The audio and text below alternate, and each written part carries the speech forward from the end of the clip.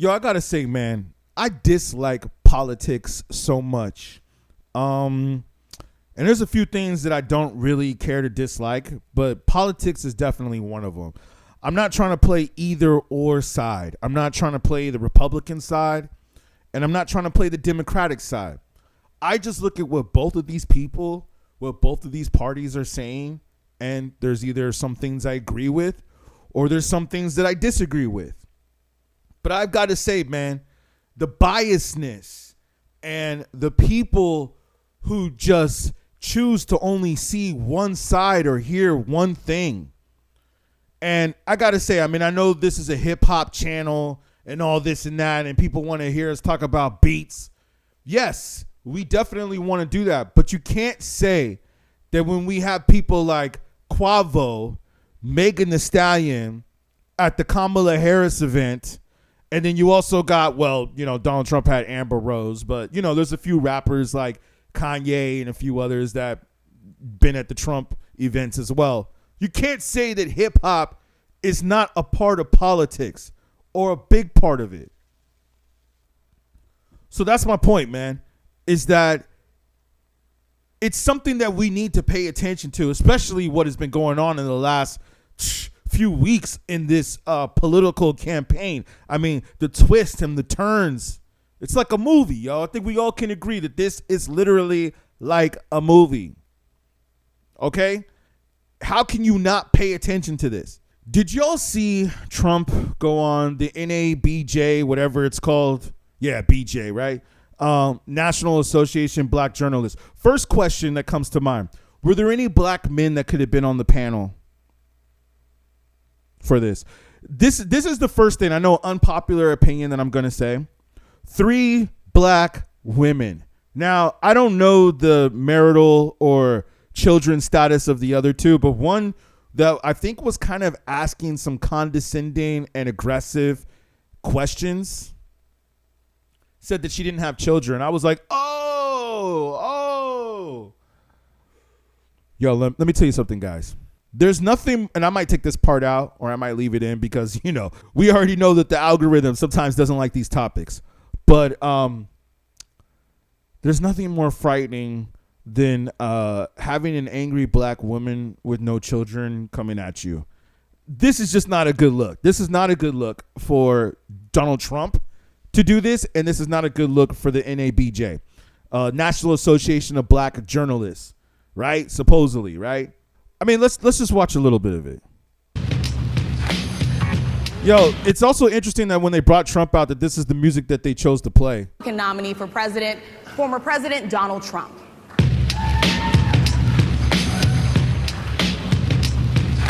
With that beat playing when Trump walks out, you're going to tell me that hip hop is not involved in politics? Interesting.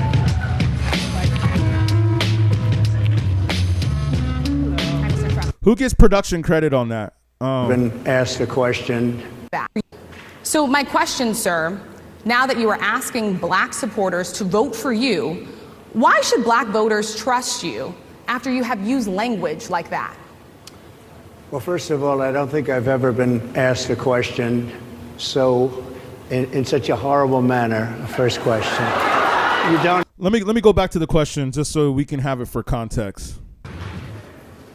Mr. President, we so appreciate you giving us an hour of your time.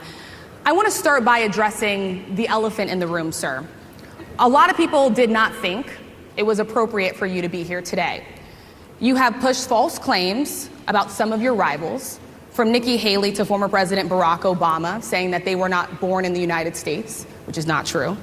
You have told 4 congresswomen of color who were American citizens to go back to where they came from. You have used words like animal and rabid to describe black district attorneys. You've attacked black journalists, calling them a loser, saying the questions that they ask are, quote, stupid and racist. You've had dinner with a white supremacist at your Mar-a-Lago resort. Oh. So my question, sir, now that you are asking black supporters to vote for you. Let's not talk about how many white supremacists are in the White House. Why should black voters trust you after you have used language like that? Well, first of all, I don't think I've ever been asked a question so in such a horrible manner. First question. You don't even say, hello, how are you? Are you with ABC? Because I think they're a fake news network, a terrible network. And I think it's disgraceful that I came here. Even though this is in Chicago, it seems like some of the crowd is cheering. You guys can watch this. It's on CNN. And even look at how CNN labels this, if we can see this right here. Where CNN had straight up went on to say, let me just pull it up right here. Trump goes on a rant questioning Harris's race and black journalist convention. Such an interesting title that CNN chose to go with. I mean, I will start with this though. I will say that where he said black jobs and then people brought up, what is a black job? Which was a great question. And he said, anybody that has a job. Yo, anybody that has a job is a black job. There's so many ways that we can analyze that quote. I don't know if I even want to get into that. I mean, maybe I should go down the rabbit hole just a little bit. Like, is this saying that white people don't really work? They just make money because they're white? I mean, I don't know. Can I say that? Because that's what I'm getting from this. That's what I'm getting. Financing, and nobody else was doing it. I think it's a very rude introduction. I don't know exactly why you would do something like that. And let me go a step further. I was invited here, and I was told my opponent, whether it was Biden or Kamala, I was told my opponent was going to be here. It turned out my opponent isn't here. You invited me under false pretense. And then you said, you can't do it with Zoom. Well, where's Zoom? She's going to do it with Zoom, and she's not coming. And then you were... Okay, so I'm just going to run through this really quick. I want to get to the points. That is give me a literally definition then. Would you give me a definition DEI. of that? Give me a definition. Right Sir, I'm asking. How do you define diversity, equity, inclusion? Okay, yeah, go ahead. The DEI question. That is give me a literally definition. Now, I have some information on Twitter that I want to pull up that speaks on Kamala Harris pretending that she was Indian when she was in the Senate. So, but this lady, what's her name again? I forgot her name. Does it matter? No, it doesn't matter because she's just an angry black woman, Tyler Perry anyways. But what she said was basically about this whole DEI thing, where Twitter is actually backing this up right now, that Trump is not making this stuff up. Like I said, I'm not trying to go for any other candidacy. To tell you the truth, I don't believe in politics. Okay? I grew up listening to Rage Against the Machine. As you know, I grew up listening to Wu-Tang and a lot of other stuff, but I also listen to Rage. And Rage would talk about this all the time, about politics. This band right here, Rage Against the Machine, I think they just got inducted into the Rock and Roll Hall of Fame, thankfully. Shout out to Zach De La Rocha because I've met him a few times and he bought one of my CDs. So I always got mad love for Zach. They always talked about Rage Against the Machine. So I don't believe in politics, but like I said, it's interesting to hear what they say, and I just look at what's the truth. I don't try to come into this with a biased point of view. Then would you give me a definition DEI. of that? Give me a definition of Sir, that. I'm asking you a question, a very direct question. Sir, I'm asking you a direct question. I can't stand it when people talk like it's usually women. Men don't usually talk like that unless they're there's so many things I want to say that I can't say. But you know what I mean.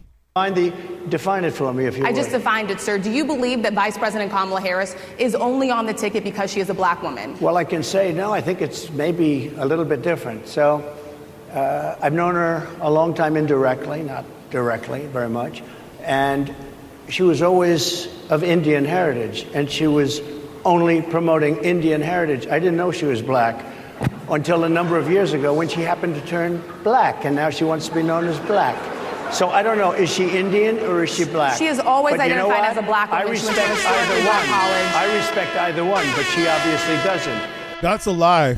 And I'm going to fact check that right now for you guys right here on YouTube. That is a lie. Wants to be known as black. So I don't know, is she Indian or is she black? She is always identified as a black woman. She has always identified as a black woman. Are you sure about that? Because let's go to Twitter right here. As Donald Trump gets attacked today for his comments on the National Association, blah, blah, blah, in Chicago. Keep in mind, this evidence is showing that she is identified as Indian. And let me play it for you in case you guys didn't know. Certainly, you could become the first Indian senator in U.S. history, which would be quite an accomplishment. Not good. Run it again. Certainly, you could become the first Indian senator in U.S. history, which would be quite an accomplishment. Not good. One more time. Certainly, you could become the first Indian. Certainly, you could become the first Indian senator in U.S. history, which would be quite an accomplishment. Certainly, you could become the first Indian senator in U.S. history, which would be quite an accomplishment. Not good.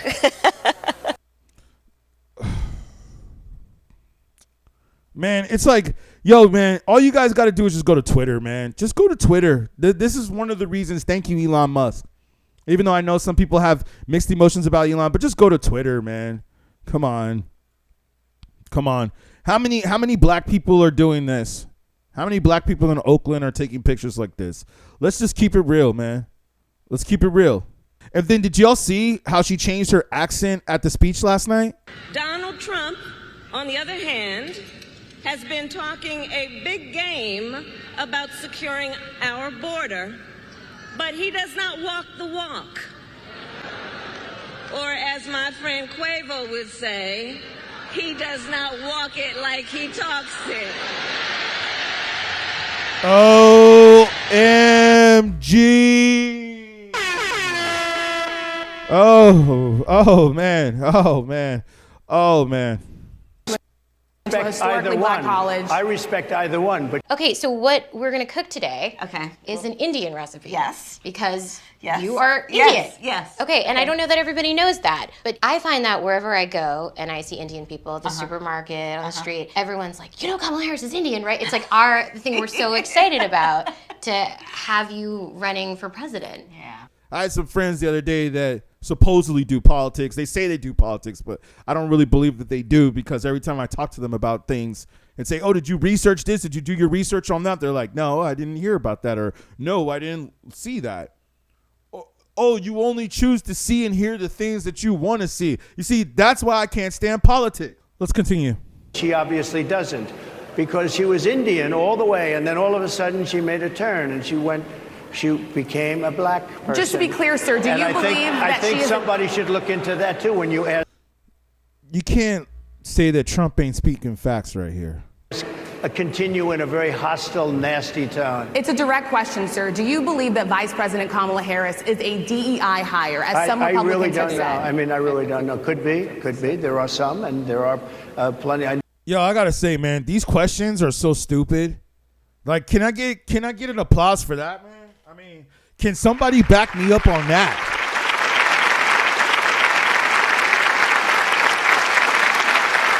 I gotta say, man, the questions that they're asking are so dumb. I mean, these are questions that I don't really think that the black community really cares about. Like, for instance, today I was at the grocery store getting some groceries before I jumped on this video.